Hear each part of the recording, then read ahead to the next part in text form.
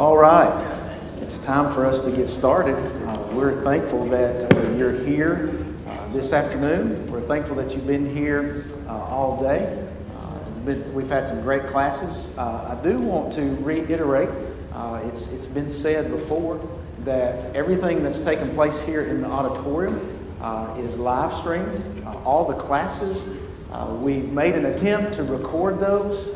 And those that have been recorded will be available later.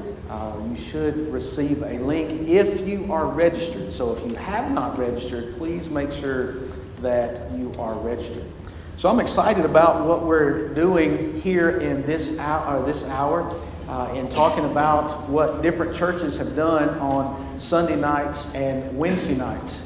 And when I was assigned to be the MC for this session, I was excited because before coming to work at Heritage, I was up the road at Savannah, Tennessee, at the Savannah Church of Christ, and almost the whole 8.5 years I was there, we battled what to do on specifically Sunday nights. Our attendance had dropped some, and so we had some that said, well, we don't want to come back on Sunday night for a repeat of Sunday morning. And so we battled all that in the leadership and tried to figure out what to do, what can we do to help the people that are there, what can we do to encourage the people that are not there. And all the men here on our panel today, they're either directly involved with churches that are doing some different things on Sunday nights and Wednesday nights, or have been involved with some churches, or have some connections with some other churches, and so they're going to share some of that. We have some fabulous instructors and professors here at Heritage Christian University, and so those of us that work here, we get to pick their brains sometimes and ask them about things. And so I was asking one of ours about the history of particularly Sunday nights, and so was given some information that I thought was very valuable because all my life I realized that Sunday nights it was a great tradition that had been established. I was under the impression that only came about because of shift work and things like that, and that is part of it during World War I and World War II. However, the way I understand it, the Puritans, when they came over and settled in America, they too brought some night services. Also in the Restoration movement in America, they were doing some night services. But what really brought on night services was when lighting improved. And then in World War I and World War II, because of shift work, and so people that were working on Sunday mornings could also be a part of the church and the church service on Sunday nights, they would have those extra services and they could partake of the Lord's Supper. And what's interesting is I didn't realize that those night services had taken place many years ago, even from the Puritans. But for what we do now, really that standard, what came about back in the 1940s. And so, but here's the other thing about all that, is the same thing didn't happen. For example, you remember at one time Wednesday night services were called prayer service, right? There were prayers, and now we do a Bible class, a Bible study. Don't really know what all the history is behind that, but there was a need to change and do some other things. And so that's why I'm excited about this panel, is because as we go on the road and we are in different churches, we see different churches doing different things. Some move the time, some do small groups, some do other things. And so I'm thankful that elders are out there saying, you know what, we need to make this a blessing. We need to make this something that helps our people. And that's what this panel is about, and they're going to share things. And we do, toward the end, we want to offer an opportunity maybe for you to ask them some specific questions. But if your church is doing something different, hopefully we'll have time that you can share some of that too, especially if it's different from some of the things that are shared here. Well, let me introduce who we have here today. First of all, we have President Kirk Brothers. We love Dr. Brothers here at Heritage. He's the president of Heritage Christian University. He spent the last 23 years in local ministry before transitioning to a more formal teaching role in 2010, and that's Ministry and preaching has always been at the heart of Dr. Brothers. Of course, we know that because we're around him. But also another thing is that he has a heart for teaching. And so we're thankful that not only he's our president, but he has a heart for teaching. And he does that here as well. He was a professor at Freed-Hardeman University for 8 years before becoming the president at Heritage Christian University in 2018. He has taught courses in homiletics, biblical leadership, biblical preaching, ministry of preaching, Paul's prison epistles, Gospel of Luke, Acts of the Apostles, Synoptic Gospels, and adolescent spiritual development. He's also been heavily involved in Bible School of the Americas. In fact, he took several of our students there this spring break so they could do a study abroad, and that's a cool thing as well. He's been married to Cindy for 35 years. They have 2 daughters, Katie and Hannah. And then next we have Philip Goad. Philip serves as the Vice President of Administration at Heritage Christian University and is a member at Highland Park in Muscle Shoals. He recently served as the minister at North Highlands in Russellville and has served in interim capacities with various congregations. Next, we have Travis Harmon. Travis is the Vice President of Student Services here at Heritage and the Dean of Students and the Director of Campus Security. He's been involved in mission work in the U.S., the Philippines, India, Peru, Panama, Vietnam, and Singapore. He has also served as the minister at the Collinwood Church of Christ in Collinwood, Tennessee for the last 5 years. Travis serves as the director and the president of the board for Indian Creek Youth Camp and has also co-directed Titus Camp, which is hosted here on our campus. Next up, we have Brother Terry Brown. He's married to Miss Terry Brown, who works in our Office of Advancement. They have 1 child, Will. Terry has worked at NASA for 37 years and now works for a contractor. He serves as an elder at Killen Church of Christ, where he helps facilitate the worship services and teaches Bible classes.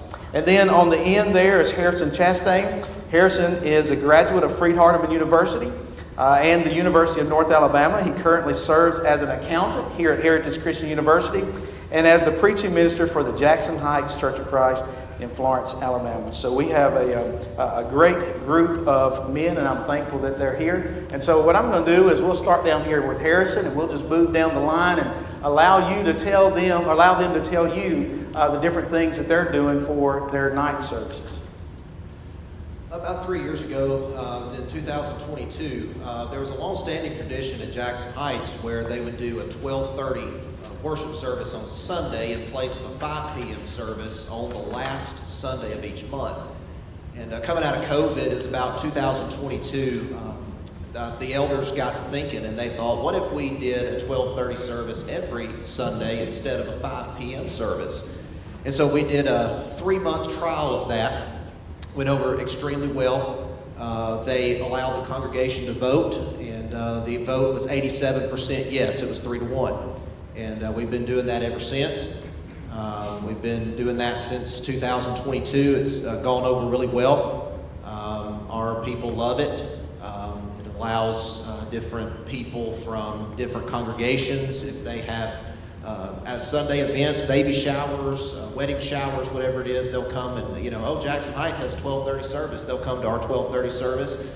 We also have some older folks that don't feel comfortable getting out at night. They are regulars at the 12:30. They're there just about every time. So that's gone over really well for us. We end worship service on Sunday morning at 11 o'clock. We're on the radio, and so the elders told me when I first started, whether you're done at 11 or not, the radio will cut you off. And so we're done at 11. We try to be very conscientious about that, and so we can get to the restaurant and get back by 12:30. So that's what we do every Sunday. Okay, I'm the only non-preacher up here. I'm not sure what that says about me, but You're in charge. So early last year, our theme for that year was "Oh, the things we may do." So we're really talking about service, and maybe about the March, I started wondering, are we really doing anything different? Is that just a theme we came up with, or does that mean anything? And so I asked that question in one of the elders' meetings, and so one of the other elders took that and kind of came up with, some thoughts for let's do service projects on Wednesday nights. Let's kind of take that. And so we have a July series we've been doing for years, and so we decided we'll incorporate that in July. And so that July of last year, we picked out the Wednesday nights, and we decided to do service projects to go help people who needed yard work done. We wound up at the elementary school in Brooks, and we worked on landscaping. We found a couple of people that were our shut-ins, and we went to do worship services, kind of devotionals at their houses. And then through the month, we picked out different areas, and we would go to the nursing homes, and we'd do singings at nursing homes. And so in one of those Wednesday nights, we decided to door knock for VBS, for our VBS. And we incorporated also a singing in the park. So you could we put those on the same side, on the different side of a card, so you could, if you had little kids, you could come to VBS, and if not, well, here's the singing. So we kind of did that for the month, and it was extremely popular. The members really liked it, that they could get their kids involved in all that, and, we had pictures of kids raking yards and just doing things for people, and so they're really serving. And it worked so well that we incorporated that as the first Wednesday night of each quarter now. So for every one of our teaching quarters, we go and do something like that. And so we've continued that through this year, and we're still doing, and for this Wednesday night, this July series, we're going to do a similar thing on Wednesday night. So it's really, I remember very well one of our elders after COVID said, we need to get out of the church building. And that sort of stuck with me, and so I can't take credit for those ideas, but I think they've worked extremely well. So,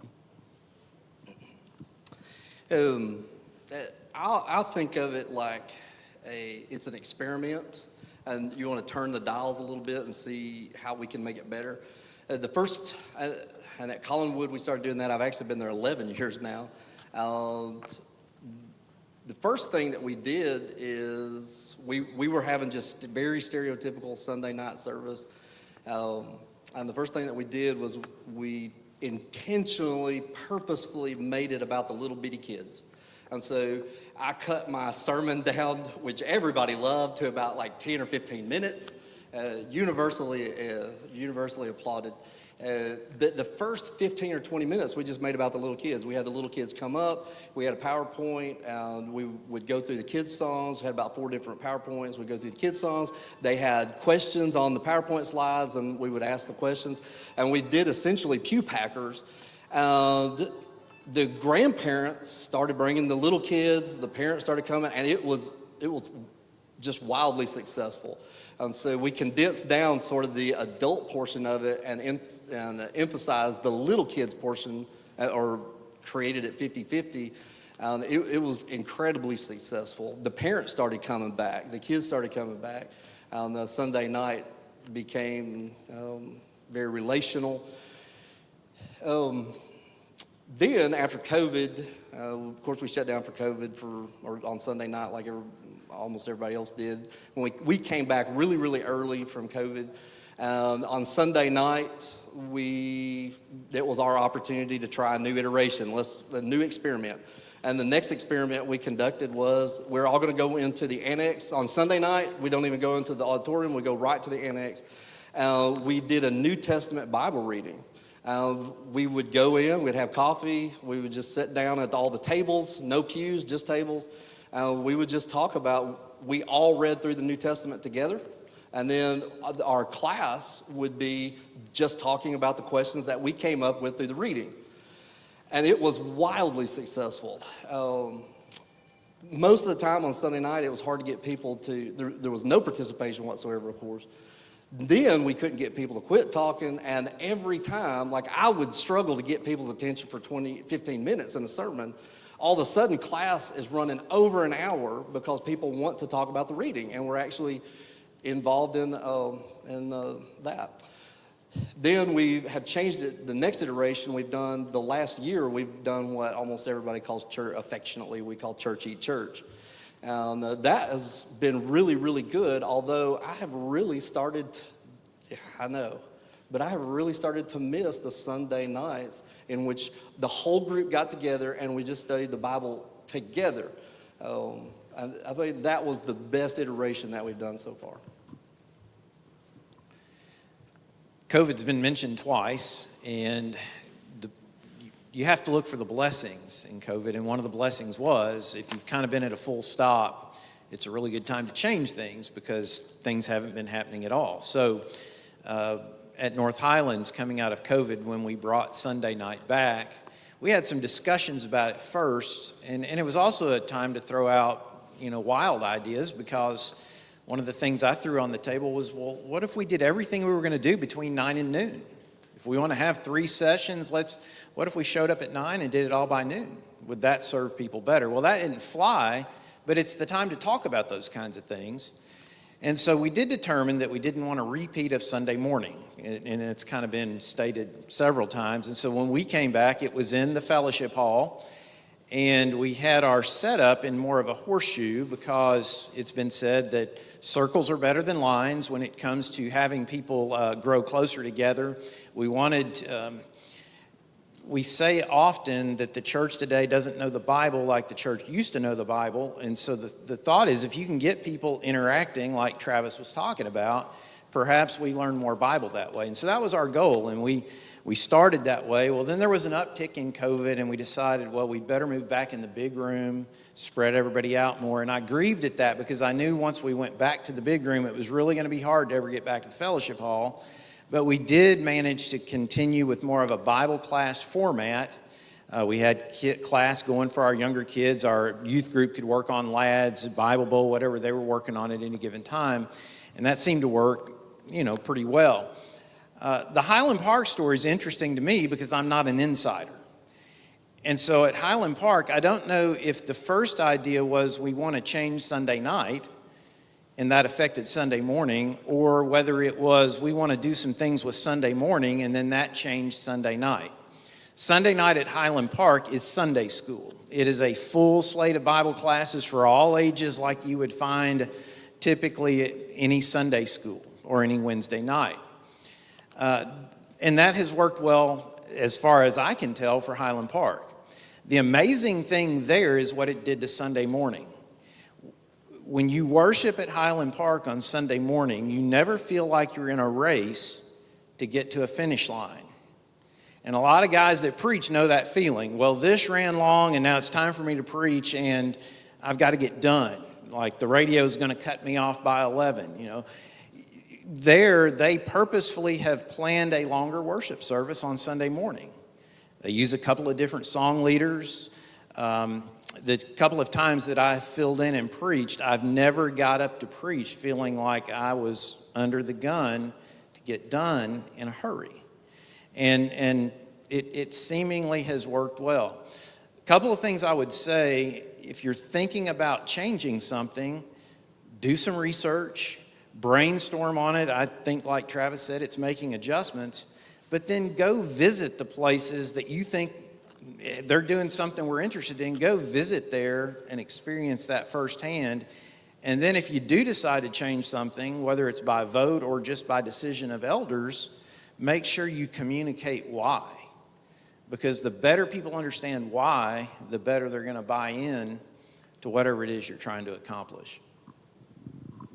I have found a growing number of churches that are doing Bible class on Sunday night, and they may do another Bible class Sunday morning, or some do, like you said, and they have an hour and a half worship on Sunday morning instead of an hour worship and a 45-minute Bible class with a 15-minute transition. They just do an hour and a half worship and then do their classes that night.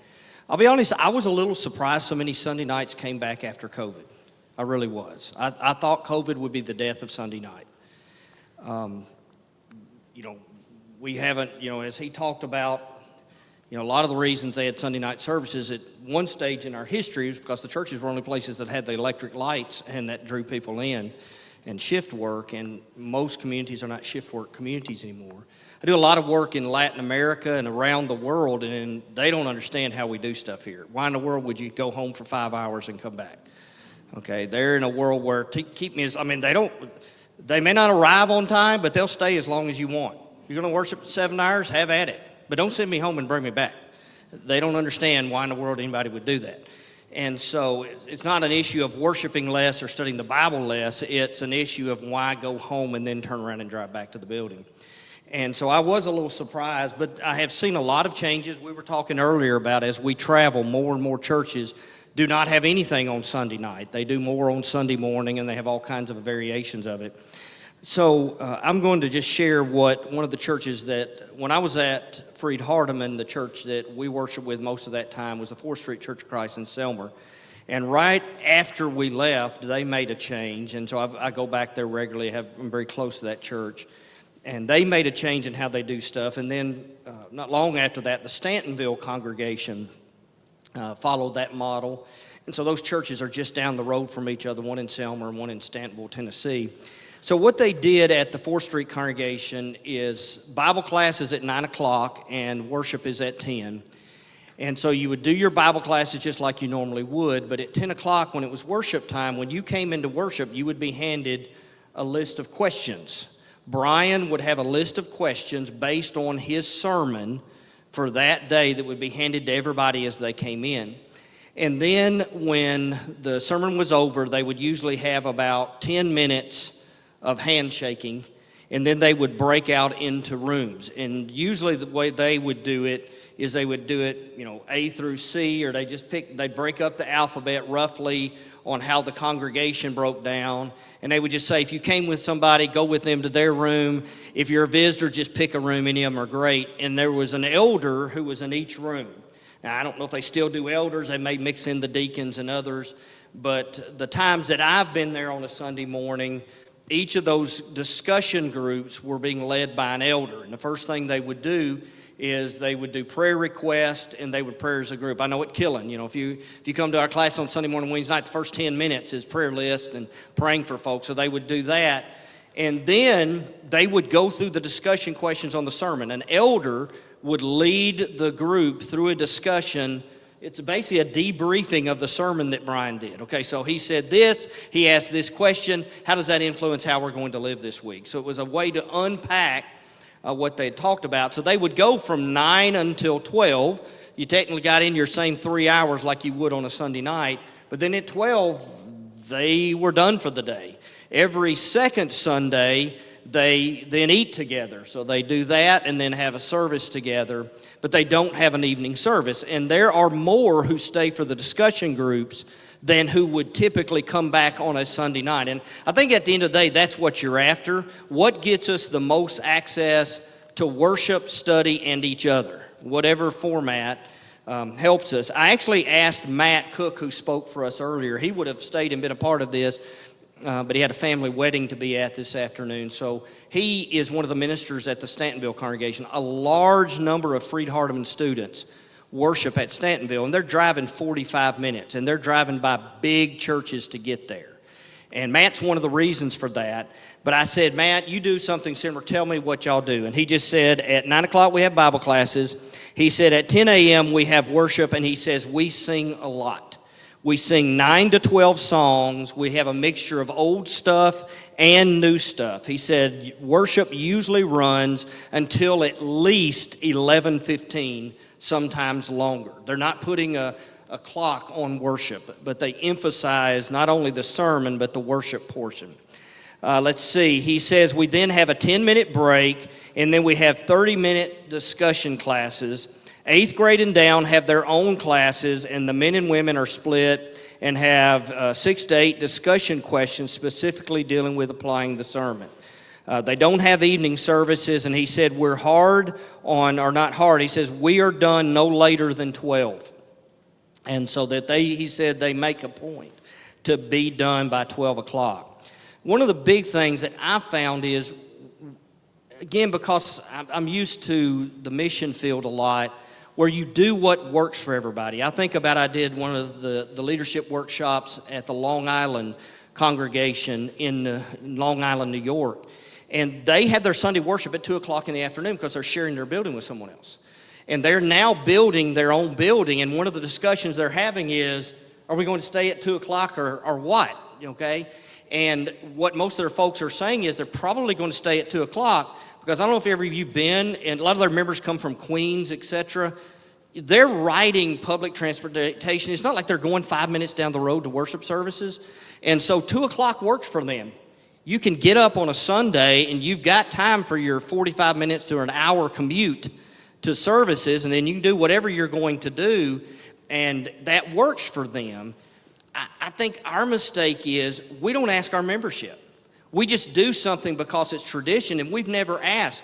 When we know we need to meet on the first day of the week. We know we need to praise God. We need fellowship with each other. We know the acts of worship. We know all that needs to happen, but that's where God stops. He doesn't say Sunday morning, for so many hours. He doesn't say meet at 7. He doesn't give us specific times, how long you stay there. We know what we need to do, but the rest, God has left up to us. My thing is, we don't ever ask. Have we ever asked our membership, what time to meet would work best for you? You may find that you say, okay, let's show up at 7 and let's go 7 to 10. I don't know, but we never ask. We just do because it's always worked and then wonder why nobody comes. And maybe if we worked with our folks and said, okay, what time would best allow your family to worship God and study and do it and so that the most people can be there instead of just arbitrarily picking a time saying, just make it work. And often the time is picked based on the people picking the time. So I'm sorry, that's my rant, and I'll be quiet. And I'll have to be quiet because a bunch of my elders are here. Well, I don't know if you heard, but one of the themes that I heard from each of these men is that their leadership tried to decide what to do to benefit their church body. I didn't hear one time them say, well, you know what, the church down the road is doing this, so let's do that. What I heard was each congregation, their leadership said they realized, especially after COVID, as Philip mentioned, COVID came up multiple times. At Savannah, Brother Donnie Jean's one of the elders there. He's here with us. At Savannah, we were even talking about different things prior to COVID. But once COVID happened and it changed so many things, it allowed us, when we came back, to talk about, all right, what are we going to do? Are we going to do the same? We're going to do something different. And I think what President Brothers said is key too, is talk to people. One of the things I remember about when we did different things at Savannah is whether you ask them up front or not, right, Brother Donnie? You do something different and they're going to let you know whether they like it or not. And so that's a good thing as well, but listening. So one of the things that I wanted to remind us about is these guys are here to sharing what they do. That doesn't mean that you have to do exactly like each one of them, but it's an opportunity to gain ideas to do what's best for your congregation. I was talking to Matt Miller earlier, and Matt's a great on fire person for the Lord, and he'll talk to anybody. Dustin Perkins up at Savannah is another one like that. And sometimes when we see things like that, we can, I'm not like that, so I can't do that. Sometimes we can hear ideas and that, well, our church is not like that, so we can't do that. That's not the purpose. The purpose is here's some great ideas, different ideas. Each one of them were different, and so it's an opportunity for us to hear ideas, to think about what we can do best for our congregations. So I want to give you the opportunity. Are there specific questions that you might have for one of our panelists? Brother Wayne. I don't really have a question. I want to make a comment. From all of this, I understand that the elders, it seems like most elderships, are getting the feel of the congregation on about these decisions. The failure to do that's what started our restoration movement with Bark and Stone. So I appreciate the fact that a lot of the elderships are trying to let the folks in on what's going on, and then they decide together the best decisions then on the field of the congregation too. Yeah, the churches I've worked with, not only did they ask the members how they felt about it, I mean, a lot of this grew out of conversations with members. I mean, you live life together, and so it grew out of conversations. And a lot of the churches that did things took the approach of, we're going to try this for a while and see how it goes. And I found that with congregations, and we're not talking about here with doctrine, okay? We're not going to say, we're going to, think about whether we believe in Jesus or not for a while. But when we're talking about things like what time we meet, I found it works better if you get feedback from the church, and then if you decide to do something because there's a strong feeling, you say, hey, we're going to try this for a month, and then we're going to get your feedback, and we're going to I found that works much better than an edict from above with no input and this feeling like it's decided forever and we have no voice. If there was a feeling that this is an experiment, in fact, I think Travis used the word experiment earlier, or some synonym.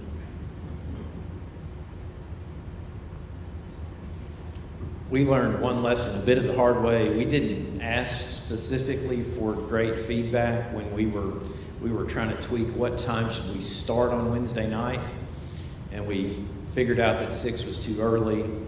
We went to 6:30 and 7, and some people were complaining. And what we didn't ask well on was who liked it. And when we moved it from 6:30 to 7, and a few people complained, we heard from a bunch of people that liked it the other way, but we hadn't asked them that question. So the asking for feedback, we kind of learned that one the hard way because we didn't do well. What other specific questions that you have for our panelists, or any more details you'd like to know about what they do? Yes, sir. One question for those that have done away with evening service on Sunday evening. For those of us, and I work shift work for my whole life, what kind of considerations do you give to those who still work a shift work and can't be there at 12, 9, 12 on Sunday? Suggestions you give to that? My thought with it has to work for the church. So like if you've got a congregation in Detroit, probably need multiple services. Does that make sense? It depends on if it's a shift work community or not. Some communities are shift work and some not. But then you also have, to me, it comes down to knowing my membership and what the shifts are. Does that make sense? For some, a 9, 10, and 6 doesn't work for their shift. Does that make sense? So, I'm not an elder. I've only been a deacon. That's the highest I got. But my experience was that you tried to learn what worked for the schedules of your people. I even think of it, we know they met on the first day of the week. We just don't know what time they met. And so, that's the only answer I would have. You may have something better. Just what can get the most members to be able to be together for the most amount of time? Quirky enough, most of the shift workers where we're at, the way the shift works, it'd be like a 12-hour shift or it'll be a 24. They can't come anyway. No matter what we do, they cannot. And so, but at the same time, that is one of the things I tried to say, like, I'm kind of, weirdly enough, I'm kind of being pulled back to having a 5 or 6 p.m. Once we released, I got up and I said, you have to come to church on the first day of the week. You need to be here, it's required. The second one is not. You're not getting an extra check mark. You don't love Jesus more if you come on the second service. And the only souls that we will save by not requiring Sunday night are the people who come to church. Because there is no requirement to go twice, but there is a requirement not to judge. And our people who were coming to the second service were judging the people who were not coming, thinking that they were doing something that was wrong. So I told them we're going to move it from a burden to a blessing. And you do have to come to church on Sunday morning, but you don't have to on Sunday night. And we started doing that Bible class, and we had more people coming to church on Sunday night once we moved it to a blessing instead of a burden. The shift, but these are the things that I think that you have to do the experiment. The shift work is one of the things that is calling me to say, like, hey, I think we ought to go back to a 5 o'clock.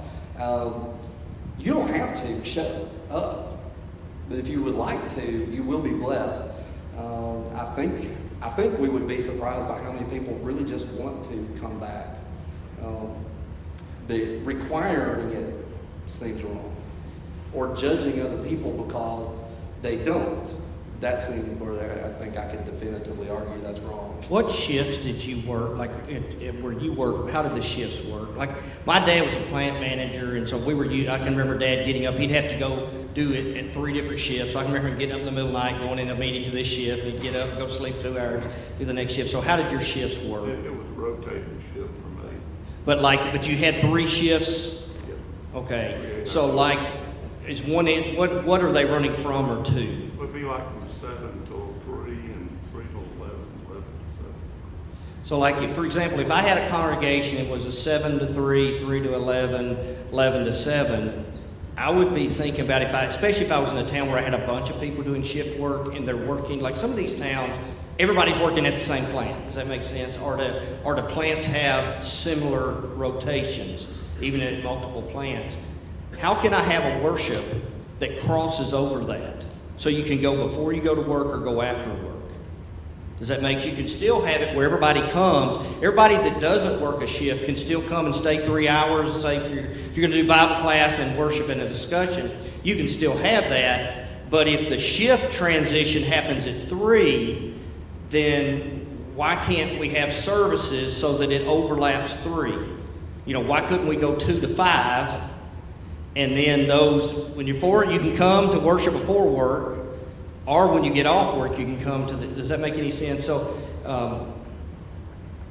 just thinking through how do we help the most of our people to be able to worship is the challenge. I only brought it up for consideration before we make decisions and leave that purpose out. I know there was a congregation in this area that used to have an early morning service for the people that work at Reynolds and around, that met at 5 o'clock in the morning just for all congregations. They go to service there before they went to work. So I mean, considerations also. Yeah, I think you've hit the nail on the head. I said the tail on the head. I'm not sure what that phrase is. And I noticed here, one thing that was new to me is how many churches have multiple services on Wednesday. And I've been to most of those, but I think we got a 10 o'clock, 11 o'clock, and a 1 o'clock. Like recently I dropped in for Atlas up there, 10 o'clock or something. And that's been neat. And ones I've gone to, there's a lot coming to those daytime Wednesday Bible classes. I will say this, because I know about the church that did that early service. Sometimes churches go through cycles, and they will have those services, and then maybe the demographics in their congregation changes, and maybe they can't do that. But what that does is allow the opportunity for another church to pick that up. I know that kind of happened in this area with college ministry over the years, and so it provides opportunities for other churches to be able to do those things to meet those needs as well.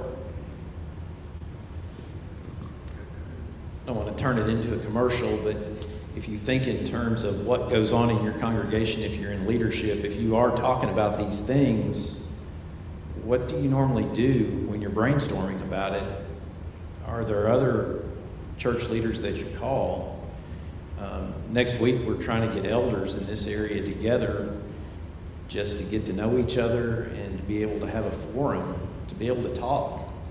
And I'm hoping that kind of thing, Law's been involved, Marshall's involved, and we're just basically the site for it. But man, we're hoping that these are the kind of things that we can get people knowing each other better so they can have these kind of conversations more. I think that'll help. The Wednesday, we did start at North Highlands during the winter months, whenever the time changed, and we had a number of folks taking advantage of that middle of the day Bible study so that they didn't have to be out after dark, and that seemed to serve people well. That forum is next Tuesday. Breakfast is at... Elders Breakfast Tuesday, 8:30, and then 9 o'clock. We're going to have a panel discussion. So elders, church leaders, Tuesday breakfast. It's hard to, it's bacon. Bacon and Bible. Yeah. The two things love the Lord and love bacon. So y'all are starting a B&B then? What's that, Wayne? You're starting a B&B now. I was starting a B&B now, Brother Wayne says. I would be wondering if any of their congregations are doing something. Yeah, are there anything different that your congregation is doing?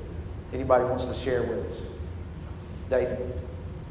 On third Sundays, every month, we have a church e-church. And we celebrate kind of like the birthdays in the month, and then afterwards, we have a afternoon service instead of a 5 o'clock service. We have around 1:30. Okay, Daisy, I think you go to Loretto. Is that right? Yes. Loretto. Danny Pettis preaches there. So on the third Sunday, they have the church e-church like Travis had talked about, and then an opportunity to celebrate birthdays and fellowship with those, kind of build that community among the church there. Okay, good. Who else? Oh, Travis. Well, I was going to say, like, the experiment thing, one of the things I have not been able to sell them yet is VBS. I would love to do VBS every Sunday night through the summer. Let's not do VBS one week. Let's just do VBS on Sunday night. Haven't been able to convince anybody of that yet. You know, everybody, the ladies shoot me down. But, you know, how awesome would it be to just say, hey, we do VBS on this thing. Why don't we just do VBS on Sunday nights in August? Why don't we just do VBS on Sunday nights in August? We're going to be there anyway, and we're just doubling down on it, but using it like a tool to try to figure out, like, how do we improve, how do we get better, how do we get more people to come in, how do we get... Kind of in conjunction with what Travis said, one of the things I meant to mention earlier about our 12:30 service is during the psalm, before I get up to preach and get everybody started with their Sunday afternoon nap just a little bit early. During that psalm, the psalm leader will say, all of our kids in KFC can be dismissed. So during my lesson, all of the kids that are 5th grade and under, they go down to our basement. They do KFC, Kids for Christ, and it's basically a 30-minute VBS, pew packers, all that good stuff. So there's something for all ages. And I think that was one of the things our elders really stressed, was we don't want just, it's kind of like what Kirk was saying about, we want the most people here for the most amount of time. And part of their process was we need to appeal to all ages. And so there really is at the 12:30 something for all ages, even for kids. I thought you were increasing attendance by giving chicken to the kids. That probably would work, KFC. Anyone else have an idea, Brother Wayne, than Dylan? I want to brag on one of our former students. Probably most of you sitting up there don't even know him. Jess Carter. He's in Newberry, Florida. And Jess went into that little town. The church was really in bad shape. Jess started trying some of these different experiments with different kind of meetings. And so every week, I forget what day of the week, I think it's Tuesday morning, he cooks breakfast for all of the preachers in that area. And even if the denominational guys want to come, and sometimes they do, Jess lets them all come in, and they have a devotional. Jess conducts that, and then these guys go out, back to their congregations, a little fired up. Yeah, on Thursdays he cooks lunch for the whole community, and he's got those people in that town watching out for him. And I just like he's as Travis might say, he's thinking out of the box. And he's got folks on Sunday nights where they're coming, denominational folks, because their congregation don't have church on Sunday night. And so he's converting people that way.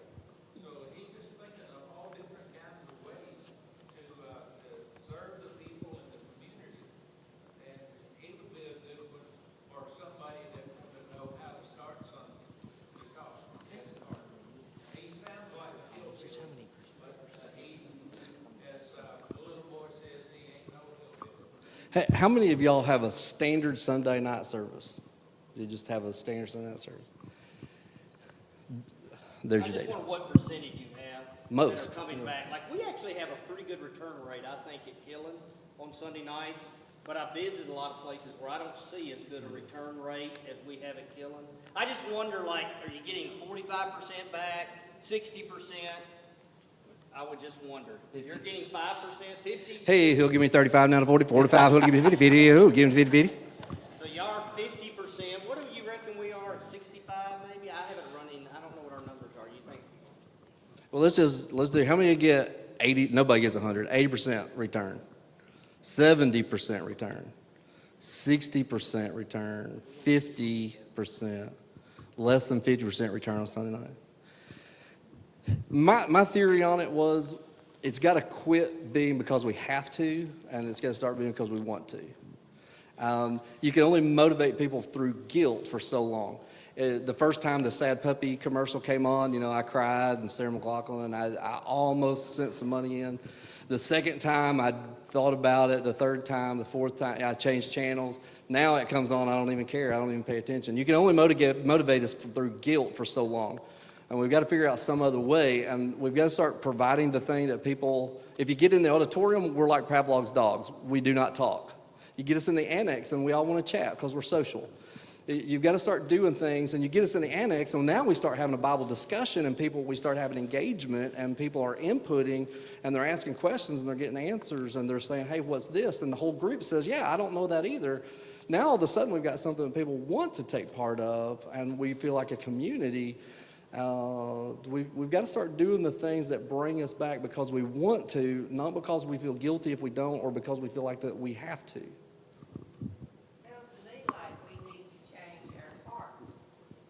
Because if I don't want to come Sunday night or Sunday morning or Wednesday night, that's a relationship with me and God.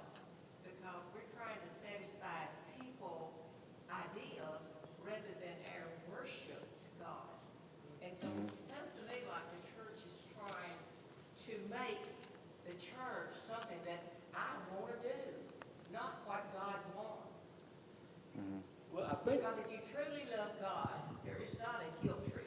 well, that's the key. True spiritual maturity. I think at first I am baptized because I don't want to go to hell. And then I am motivated to do good because I want to go to heaven. And then you get to the point where I do good because I love God. I just love God. I want to do whatever it is that God wants me to do because I love Him.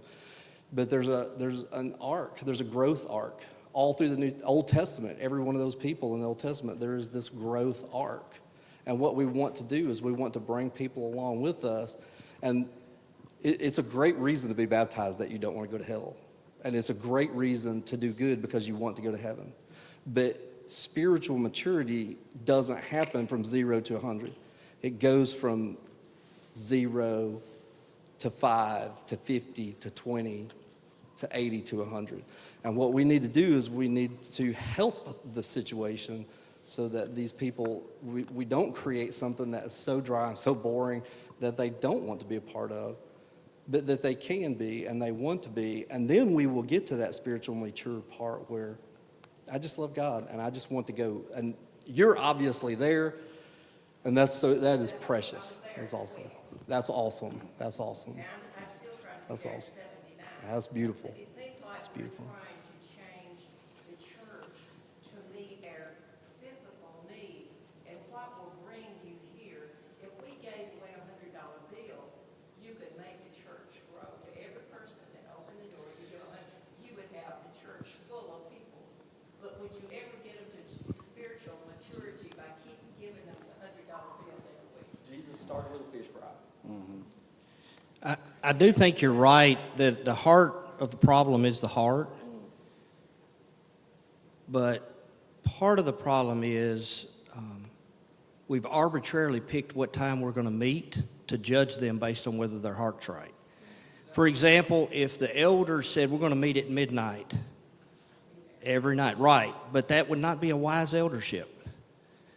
In other words, he did it once, and didn't a guy die and fall out the window? But anyway, I do think we have a heart problem, but we also know we need to meet on first day of the week. We need to worship and glorify God. But as leaders, we're thinking of how can we choose times and ways to do that best fit, because our people have jobs and lives, and so like 5 o'clock may work great for one family, it may be terrible for another. 11 o'clock may be great for one family and great for another. Have we ever actually, did we just arbitrarily pick it and then judge, or did we actually say, is there a time when we could get everybody together for 3 hours and it meets 90% of us? I guess that's my thing. I do think we have a major heart problem, that we don't treasure being together. I just also think we've arbitrarily fallen into habits, and we don't even know why we do them anymore. And I guess that's my only thing. All right, I got two more, Dylan and then the brother up here. Dylan? Well, probably one thing we noticed on Wednesday night our attendance was dropping. We have a lot of younger families. On Wednesday nights. So the elders got together and said, hey, we're going to convene every Wednesday night here in the school semester for the ones with small kids, and our attendance has jumped. Because, a lot of those ones, they come home from work, looking for their kids, get it ready. Well, they don't do that. And it's completely donation. If you want to come and eat, you don't have to money, complete donation. That's the way the elders, a family each week just takes who does the cooking. Which kind of goes back to what Kirk is saying about being aware of the church family and the needs. Brother, you had your hand up? I did, but I forgot what it was. Okay. All right. Brother Wayne. One of our main problems is we're stuck in tradition. We think that is the Bible. Like somebody said, we don't even, I believe Brother Curtis said sometimes we don't even know why we do it. And that's exactly what tradition becomes. You do it because Grandma did, because Grandpa did, and Mama and Daddy, and you don't even know why they were doing it. Yeah. Like the story you heard about the roast. Yeah. The I was thinking about Grandpa that. did it. And so the husband of the new wife says, why do you cut the roast like that? And she said, Mama did. So they go ask Mama, and she said, well, my mama did. They go ask Grandma, and she said, my pan was too small. Yeah, that's exactly right. Good points. Good points. Our time is almost up. Caleb? I think if we focused on who is actually at the service on Sunday night and Wednesday night, we would have a change in the way we approach things. We focus on who's not there. And if we would really say, this is the core of the church, they come on Sunday night, they come on Wednesday night, what can we do to edify and feed them instead of trying to give a Sunday morning light service on Sunday night? Figure out what the core needs. They're your spiritually mature. And if we would do that, I think that people who aren't there would begin to crave it because they hear, man, Sunday night, their fellowship, their all the stuff that they're doing, they're so excited that they're telling people about it. But that's because we're just trying to give them the same thing they got Sunday morning. And we're not really catering to who's there. We're just focused on who's not there. I hope everybody heard that. I wanted to try to repeat some of those that spoke up. But one of the things Caleb is saying is that we talked about at Savannah, I remember, is sometimes we get focused on those that aren't there. And Caleb is suggesting that the focus needs to begin on the core that's there and kind of figure out what helps them and what meets their needs. And then the hope in turn is that those that aren't there, they see the fellowship, the camaraderie, the community that's being built at that night service, and that they'll want to be there. So good point, Caleb. Anybody else? Yes, ma'am. Somebody mentioned that I think you did in the introduction, and small groups was mentioned, but nothing's been said about small groups. I just wondered what the meaning of small groups is. Small groups.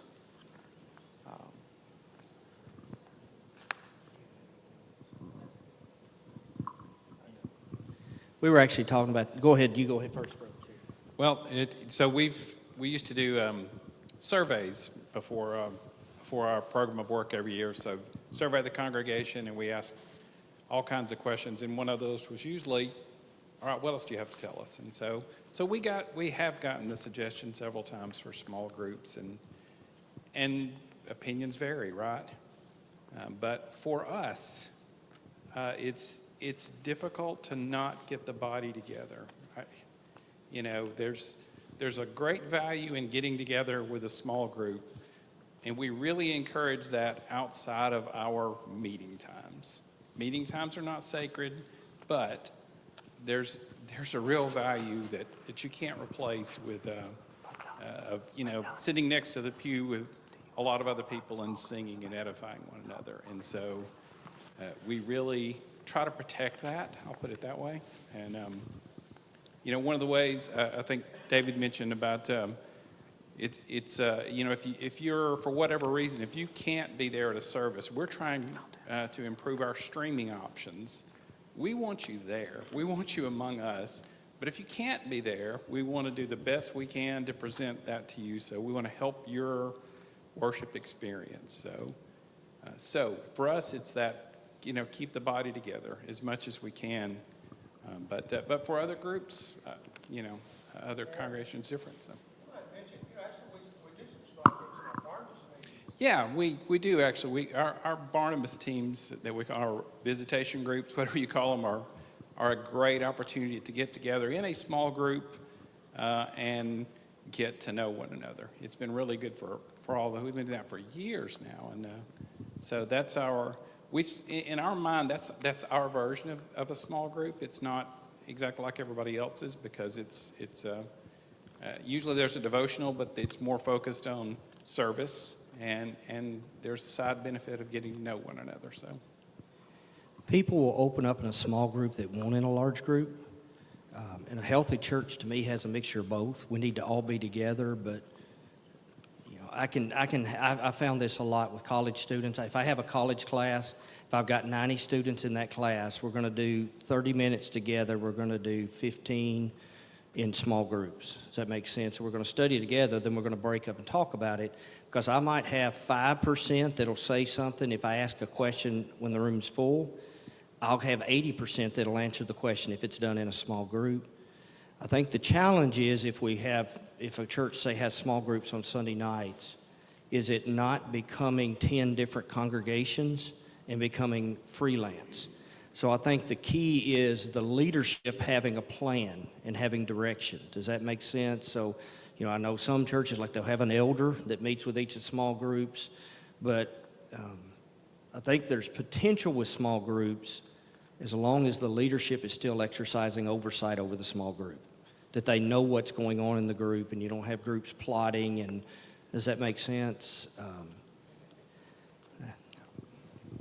And just as far as a pragmatic answer to that small groups work really well for really large congregations. And I would imagine most of the congregations, when we meet on Sunday night, we're a small group. I was at one congregation that the preacher kept reminding, it was a bigger church, and the preacher kept reminding the leadership that we actually did have small groups. They were called Bible classes. And the encouragement was that if people want to have a more intimate, smaller group, that we already had those in Bible classes that could do things outside of that. A few years ago at Savannah, one of the things that was a challenge was the difference in our younger families, younger couples and younger families, and those that were older. And what we saw is that the majority of people coming back on Sunday nights were, except for special things, were those that were middle-aged and up. And so instead of saying we're not going to have Sunday nights, there was a group that were coming and involved of those younger families that the eldership talked with. They wanted to do a small group. They started doing a small group once a month. And I believe, at least while I was there was always someone from the leadership, one of the ministers, elders, or deacons that was there and a part of that small group. And that group is growing and really building some excitement there. And they only do it once a month. And the other times, everyone's still there at Savannah. So there's multiple ways to do small groups and then still be have the oversight of the eldership, have the oversight of that. So very good. Clay. Something that a lot of our congregations are missing in our attempts at a restoration of New Testament Christianity is Acts 2:42, 44. They met daily in each other's homes. We programatize everything. If there's not a small group program, it doesn't happen. If I want to have a small group in my home, you know what I got to do? I got to invite 3 other couples or 3 other families into my home, and we'll have a small group. Very good. Very good. All right. Yes, sir.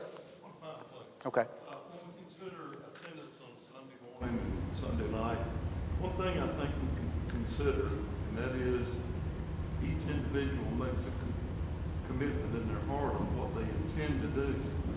If our commitment is that we will be back on Sunday night, that's wonderful. But all we have to do is consider if everyone feels the same way I do about it, will this building be empty or will it be full? Right. That's I know I hear that word a lot, I use it a lot, but that's a foundational principle of Christianity is intentionality. Whether it's coming to services or talking to people about Jesus or studying on my own. So that's a good point. Good point. I want to thank these men for their willingness to be a part of this panel and share some of these things. And I want to thank you for being here and being interested in what they had to say. And that says a lot about what your interest on Sunday nights and Wednesday nights. So I want to personally encourage you to go back to your congregations. Talk to your elders. Be intentional about reaching the people that are among your congregations and in your communities. And I think that is the key. So thank you so much for sharing that. In just a minute, we're going to have a prayer. Brother Doug Jackson, who preaches here locally out at the New Hope Church of Christ, is going to lead us in prayer. Thanks for the food. Do want you to stay for that. As has been mentioned earlier, the barbecue has been fixed, and so we're thankful for that. And now we want to have that time of fellowship. And so in just a moment, I want to encourage you, you can go out these doors and take your right and go into our cafeteria area and fix your plate. And we want to encourage you to fellowship and with one another. I want to share with you that at 5:30, people will be back at the booth. So if you want to go and talk to those individuals about that, and let me encourage you to do that. A lot of these folks take time out of their schedules to be here because they believe in what they are a part of and they're sharing. So I want to encourage you, if you haven't visited the booths, to go do that and encourage those people that are at those booths. So that'll be open at 5:30, and then at 6:30. So if you have to leave, we want to encourage you to be back here at 6:30. That'll be our congregational singing. And then at 7 o'clock, Brother Chris Miller, who's on the board here at Heritage Christian University and preaches out at the Hatton Church of Christ, he will be here as our keynote at 7 o'clock. And so I want to encourage you to come and be a part of those things. So thank you so much for being here. Brother Doug, come and lead us in prayer, and then go down to the cafeteria and fix you some food.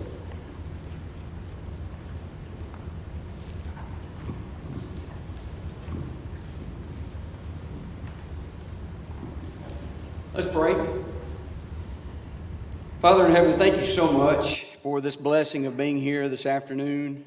Father, just thank you for the minds that came together to put this program together for yesterday and today and tomorrow. Father, just help us all to realize that we all can do more in your kingdom, and help us to have the heart and the mind and the patience and the planning to do things that will help to further your kingdom.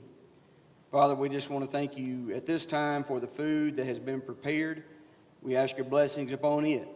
And Father, just please be with us all as we continue in this evening together, and be with us as we leave here a little bit later on and go to our homes. We pray these things in Jesus' name. Amen.